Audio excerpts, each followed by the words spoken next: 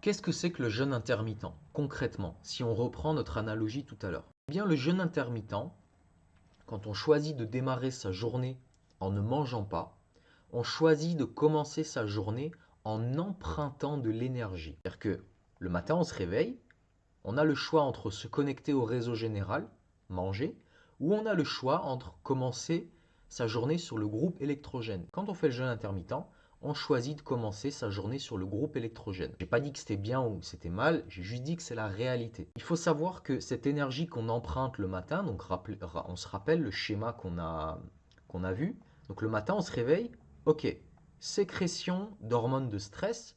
Je ne parle pas des hormones de stress, du cortisol qui est naturellement sécrété le matin.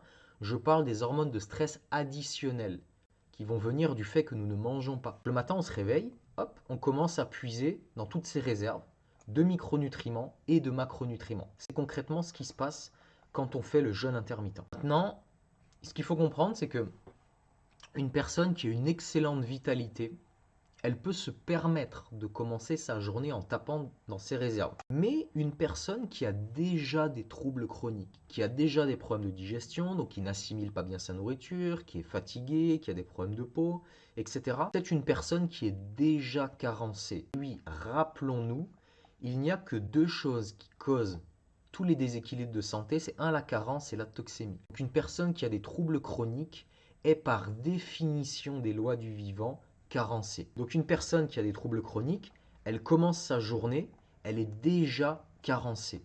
Elle est directrice dans une structure, elle fait des horaires pas possibles, elle a 2 enfants, elle est fatiguée, elle se lève le matin, elle est déjà à 4 sur 10 en termes d'énergie, elle pense qu'elle doit faire du sport, donc elle se fait 3 séances de crossfit par semaine, elle fait attention à pas trop manger. Voilà, elle est déjà dans une situation d'épuisement chronique. Donc elle, si on veut représenter un petit peu sa situation, elle a déjà des réserves en micronutriments qui sont faibles, elle n'a pas accès à ses réserves de graisse parce qu'elle a des problèmes métaboliques, elle a peu de réserves de glycogène, elle a une masse musculaire qui n'est pas top, donc elle a des réserves qui sont déjà basses. On a Jean qui a des réserves au top, qui peut emprunter de l'énergie, et on a Virginie qui est déjà carencée, qui est déjà à découvert à la banque. Ok?